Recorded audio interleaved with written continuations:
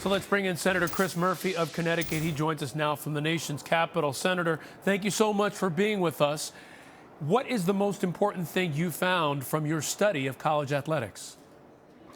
Well, I think what we found is what people have seen in front of their eyes. College sports has gotten to be a gargantuan business in a short period of time. In 15 years, college sports has tripled in size. That's just the money that comes to the athletic departments. It's now a $14 billion enterprise, not counting the money that all of the industries, the TV networks, the shoe companies make off of college sports. And it's just increasingly impossible to justify everybody getting rich off of this system while the students stay poor. And so the sheer size is probably the thing that catches people's eyes first, $14 billion coming to the universities. But the second statistic in the report that gets everybody's attention is that only 19% of that $14 billion is ending up in scholarships. And that's simply not enough today. It's not okay for all these other adults to get rich while these kids are remaining poor. And Zion's shoe exploding and Nike's market value declining by $1 billion the next day tells you how broken this system is when a so-called amateur athlete can have that big an impact on a for-profit company. And had that injury been more serious, he would have come out with almost nothing. Have you spoken to the NCAA about this? I have. I've had extensive conversations with the NCAA.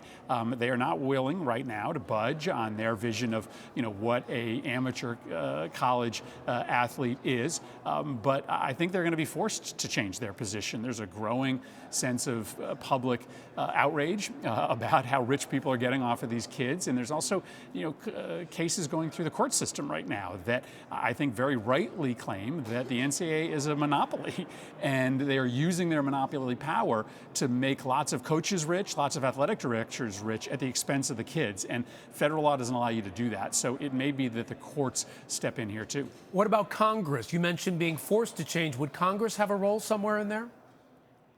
Listen, I would much rather the NCAA do this themselves. I'm a huge sports fan, a big college sports fan, but I'm not the right person to be writing a piece of legislation telling schools how much they should be compensating student athletes. My report, which has gotten a lot of interest, I think is hopefully something that will propel the NCAA to move forward. There is legislation in Congress right now that's interesting. There's one piece of legislation in the House, bipartisan, Republicans and Democrats supporting it, that would at least let college athletes make money off their likenesses. So if your jersey is being sold, maybe you and not the jersey company should be able to make some money off of that. That might be a good start. But I'd much rather see the NCAA make the changes themselves. But the NCAA so far has been reluctant. You mentioned even in your conversations with them, they were reluctant. At what point does Congress step in and say, look, if they're not willing to do anything, then we have to do something on behalf of these student athletes if you feel that way? I think that moment is coming. Again, it may be the courts that push the NCAA to do something before Congress does.